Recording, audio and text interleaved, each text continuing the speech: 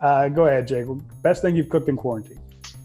Easily the pork butt I did the other night. 18 hours on the Traeger. Smoked that bad boy all night. Rubbed it down. Is there anything left of it? There was. Yeah, it was so good. My boy and I have been cooking a lot together. He's even learning some things. So you've been teaching him some baba ganoush? No.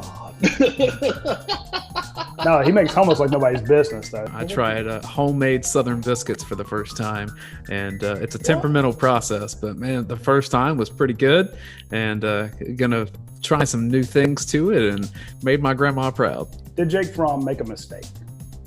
Give me your thoughts.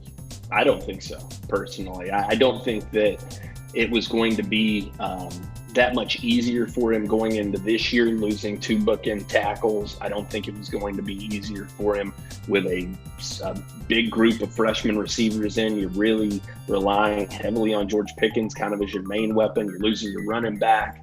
And I think next year's draft class at the quarterback position is just as strong as we saw this year.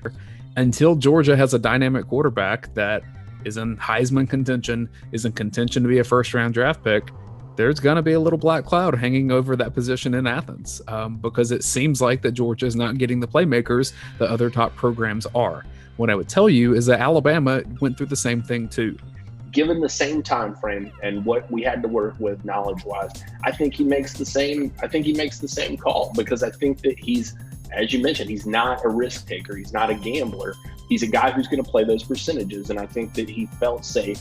He didn't want to run out the river and the turn. He wanted to win in the blind. Carol was one of the people on Facebook. She asked, why did Jake go pro? Who was advising him? It was his plan to go pro. It's all their plans to go pro in 3 years. And that's not a shot against Jake. Every kid who thinks he has NFL talent wants to go in 3 years. Every kid on your roster who thinks he can play wants to go to the NFL. They do not want to hang out here and play for free. They don't want to play for free. They don't want to go to classes. They don't want those 5 a.m. lifts. They don't want those study halls. They don't want to be poor. There's probably nobody I was happier for than Tate Crowder. Mr. Irrelevant, what a perfect position for him to be picked in. A guy who has been written off so many times, probably over the course of his career, that you have to assume that it's just a great feeling for him. I think the easy answer is Isaiah Wilson. I mean, he goes to a team that was just in the AFC Championship game, and his job is going to be blocked for Derrick Henry. So that poor linebacker that gets in the way of those two guys, I mean, my God, they're just going to be like punished into the ground and made into fertilizer.